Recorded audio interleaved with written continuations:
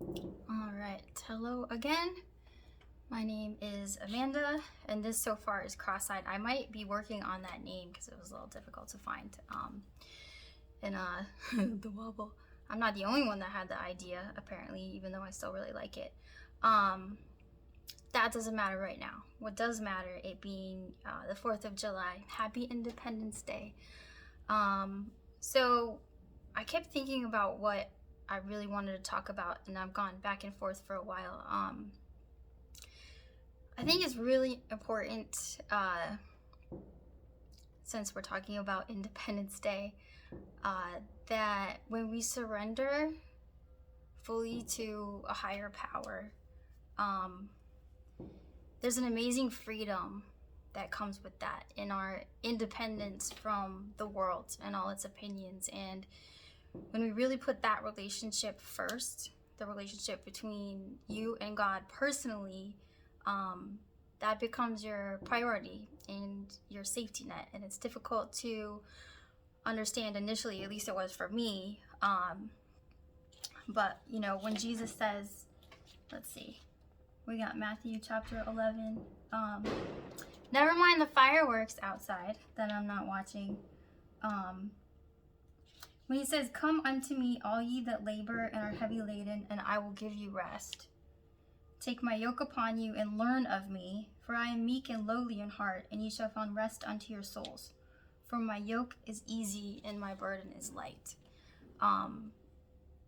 And what that really means to me is when you're finally able to surrender and say, I have all this pain, all these things that I've been through, all these relationships that don't make me feel good, whether it's family relationships or relationships with friends, and you just don't know why. You take that burden on yourself and try to understand it for yourself, and not realizing that you can't really ever understand someone else's point of view. It takes sometimes giving it up to God and letting him really speak to you to understand that, everybody's on their own path and their own processes. And when you free yourself of that distraction, of that thinking about it all the time and letting it bring you down, when something's just not working out, realizing it has nothing to do with you, and when you focus your attention on what God has to say to you, it feels much lighter, and all this clutter just kind of leaves your head, and then you can feel your mood lift because you're free from the burdens of this world and inspired by what really speaks to you today. And it's hard for me to explain unless you're in that moment in reading. But again, this is why this is my favorite book in the world, and I highlight most of it. It's like, what show is that? Schitt's Creek. When she's studying and highlighting the whole book, I do that too because I think it's all really great, and it's all really important. But most importantly, it doesn't have to be heavy. Being able to disconnect and detach from things you expect from other people. And this is mostly for me. This is my biggest challenge in this world because me, even though I'm physically a loner and I'm not really a person that needs a lot of company from other people, I don't need a lot of conversation always. I do feel very attached to people, and I think about them all the time, and I think about conversations that maybe didn't go well, or relationships that didn't end well, and they kind of spin around and ruminate in my head, and that really brings me down.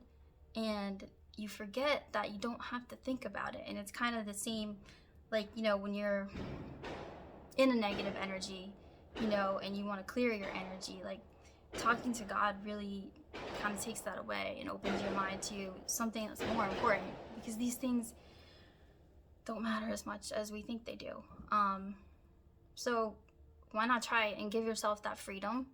And if you're not feeling well or not understanding why a relationship doesn't work out, or it's just filling your head too much, if you're like me, you probably have way too much free time. I really have to apply myself to fill up my day so that I don't think too much about things that just don't matter.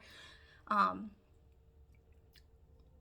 take that attention to God, or inward, or whatever it is you want to focus on. There's nothing wrong with meditation. I believe that God lives inside all of us, and he doesn't approach us all the same way. Um, this is how I talk to God, and this is what I believe, and it doesn't mean that your way doesn't work.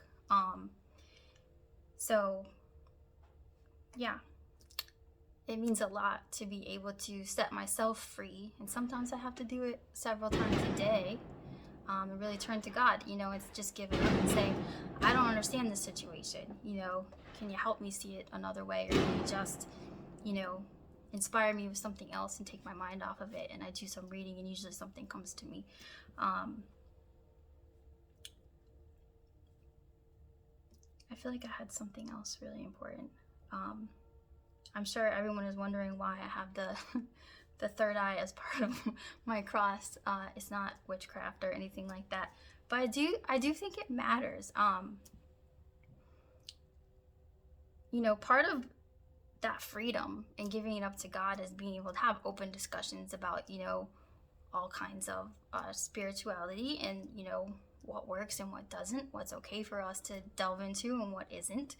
And I think a lot of us are realizing that there's kind of an awakening going on, in a lot of people. And a lot of us have gifts that might be seen as a little bit strange. And these gifts do come from God.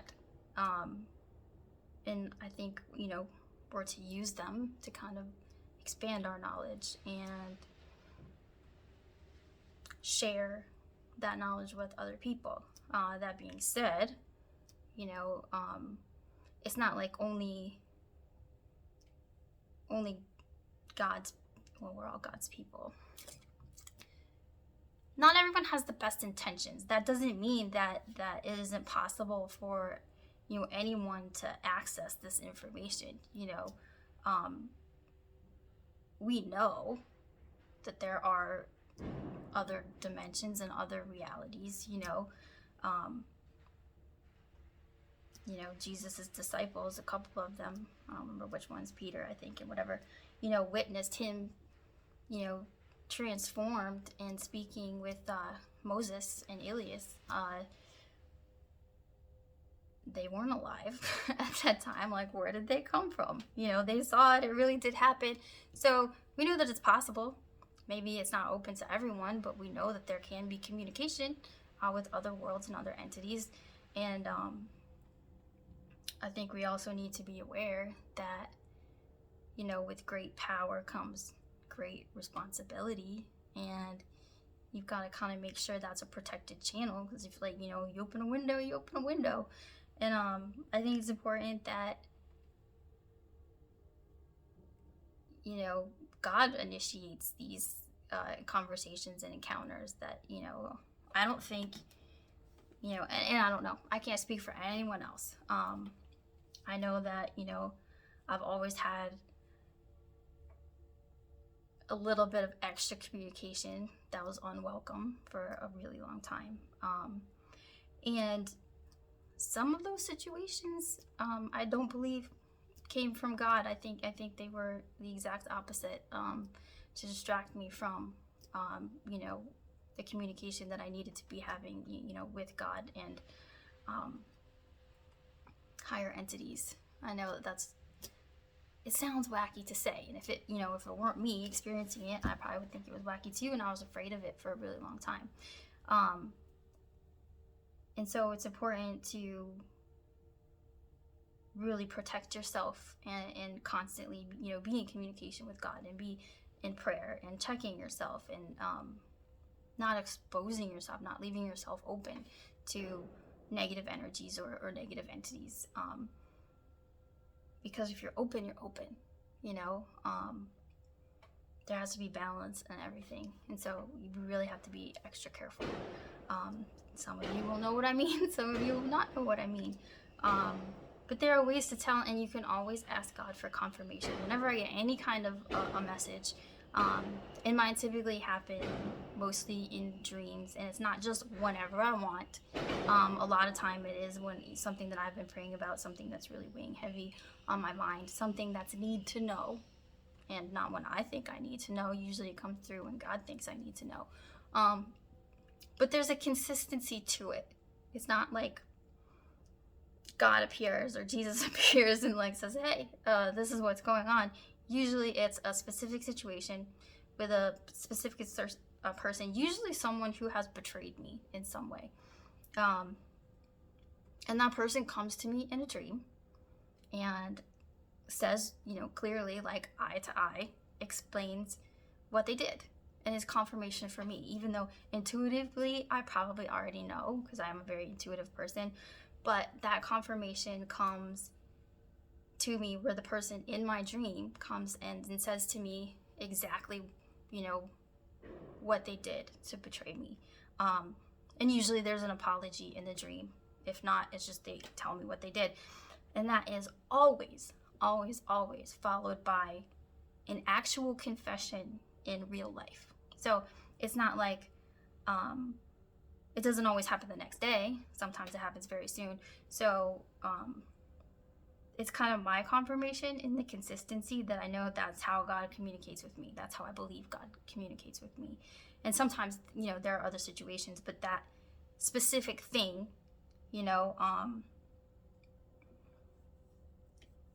is just the way that it always happens. So, and then it's confirmation when the person in real life comes to me and has a confession. So, for me, that's confirmation that, like, there is a higher power that we can tap into this. And that, a lot of times it can be very good for us. And I'm so grateful for this because, for one thing, it doesn't mean that, God makes your life easy. It doesn't mean that nobody's going to betray you. But, there's a benefit in softening the blow. It's not a surprise like you expect it. And it gives you time to kind of think it through and accept it, before it's a big surprise. And that's something like I'm so grateful for. And again, there's kind of a freedom and an independence in that. Like when you know that you can depend on God to serve your best interests, you know that you can give up the burdens to that relationship, and that you can trust that you're going to be given the grace and the clarity to sort it out and deal with it in a way that's mutually beneficial, because it's a lot. You have to appreciate that, we are people, we all make mistakes, and like we betray each other.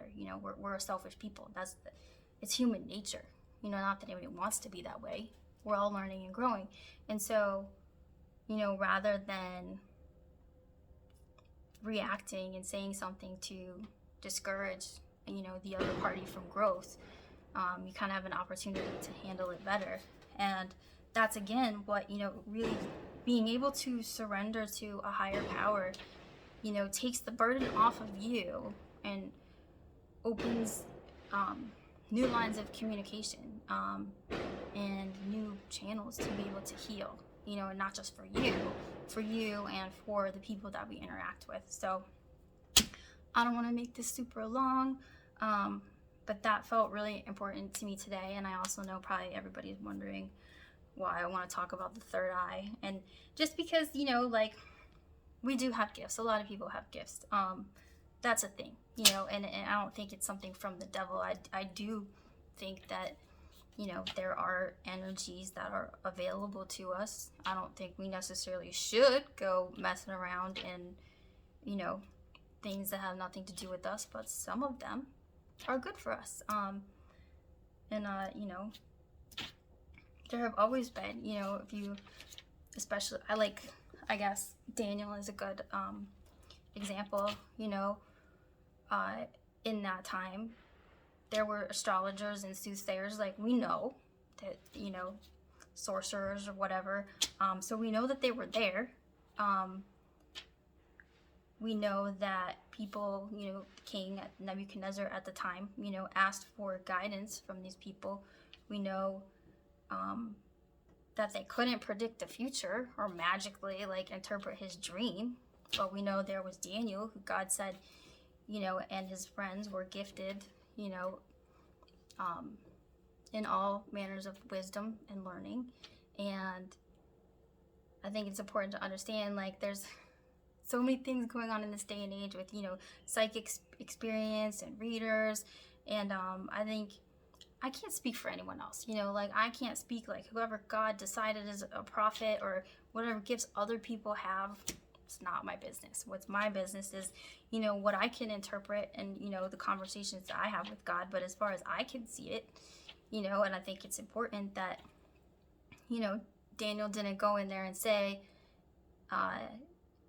no problem, I have this power to do it. You know, he said, give me time.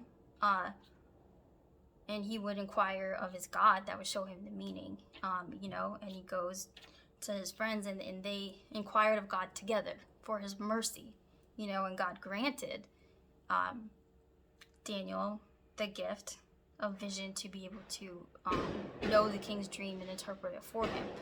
And so, you know, even Daniel goes back and says, this isn't something that any man can do. God knows the answers to these things. And so it's important to understand, like, he asked God's permission. They prayed for clarity, you know, and God's mercy to show it to them for, you know, the greater good. And it was granted. And they were grateful. And, you know, he was definitely clear in saying, this is not my power. This is, you know, the answers that come from God. And I think that's important, you know. If God, you know, gives you a message, like, you're just the channel. Like, this is knowledge, like, beyond me, beyond anything I could produce. It's a gift from God, you know. And I think, yeah, like, we should use those for the greater good. But I can't speak for anyone else. That's what I think. So I hope that made any sense at all. I'm really enjoying this. I hope that you are too. We'll work on the name, we'll work on the logo. If you enjoy this, if you have any feedback, I would really appreciate feedback. Like and subscribe if you want to. Share it with your friends if you don't want to subscribe. But I appreciate you watching it all. Thank you so much. Have a great day.